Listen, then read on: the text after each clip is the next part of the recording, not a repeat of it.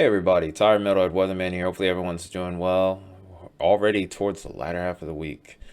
One more day to go for all of us. A couple more days to go till our severe weather setup, which of course is what we're talking about this evening. Make sure you smash that like button and decimate that subscribe button. And here we go, looking into the latest here. We still have our slight risk area. We've seen some changes, and we can actually anticipate a few more.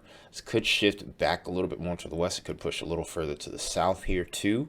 So let's keep an eye on the weather here. If we're in an area stretching all the way from Jackson all the way down towards Houston, and areas even further south, maybe even pushing closer towards San Antonio here. Even we might have to watch you guys towards Friday as well. Even.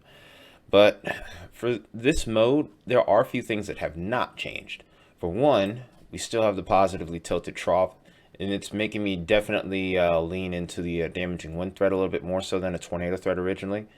If we had it negatively tilted, of course, we would be talking a different story here. But with that low pushing further up to the north, it's going to kind of decrease the lift a little bit, but there is a complication with this being so as well. You can see these wind barbs here, and you see them kind of pushing off in a northeasterly-esque direction.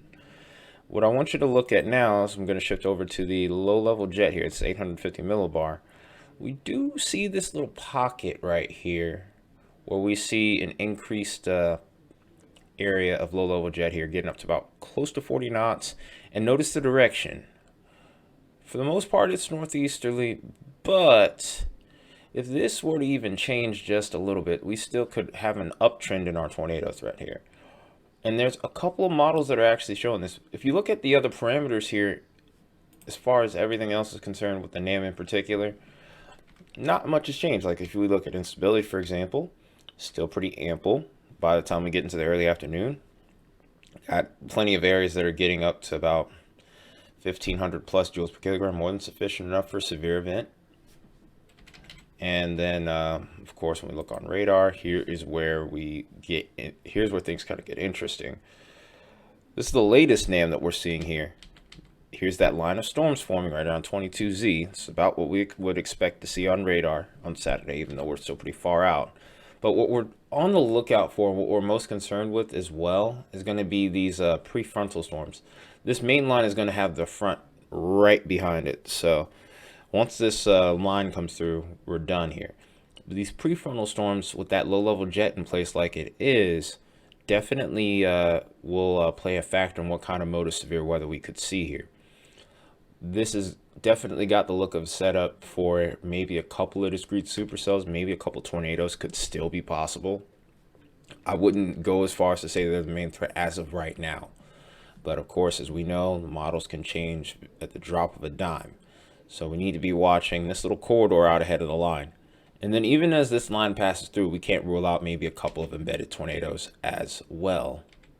So as we get later into the evening here, eventually this consolidates almost entirely into the line. May have to watch towards the boot part or the shoe part of Louisiana here, maybe for some prefrontal cells here, maybe a chance for a tornado or water spout. But then as we continue to go on, we'll see this starting to move out and pretty much consolidate once more into a complete line here. But here is the thing.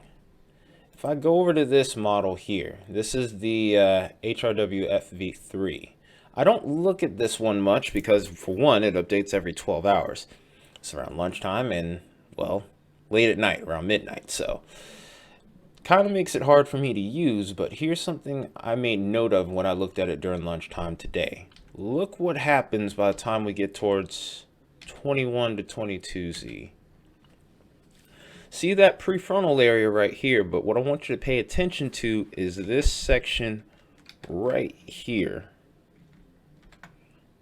This pocket right here is looking a little bit more like discrete supercells trying to develop here. If that ends up being the case, we could have a increased tornado threat, and maybe even a significant tornado can't be ruled out. So with that in mind, we're still kind of uncertain as to what we can see here.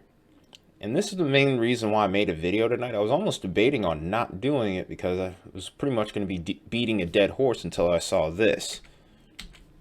But if you look, based off what we see here, this is definitely something to keep an extra close eye on here. And if you look at the next run here, it looks even more pronounced. Of course, it'll be interesting to see what the midnight model has in. I'll look at that first thing in the morning. Depending on what I see, I may make a video in the morning for that even. But the fact of the matter is, this is still not set in stone here. So best thing to do is just keep an extra close eye on the weather, especially if you are living in the areas that I've mentioned earlier, from Jackson all the way down through Louisiana, all the way towards Houston and areas a little further to the south and west. But that being said, hope you guys found this video useful. Hope you enjoyed the update. But we'll be ready to stream this on Saturday. We have nothing to do. Nothing will stop us from that. Hopefully. But that being said, again, make sure you're smashing that like button, hitting that subscribe button. Love to get to 600 by the end of the year. If it doesn't happen, it's fine. But either way, we'll be here ready to go Saturday afternoon. Hope to see you guys there. Till then, take care. Till tomorrow, take care. It's Tired Metalhead Weatherman again. See you soon.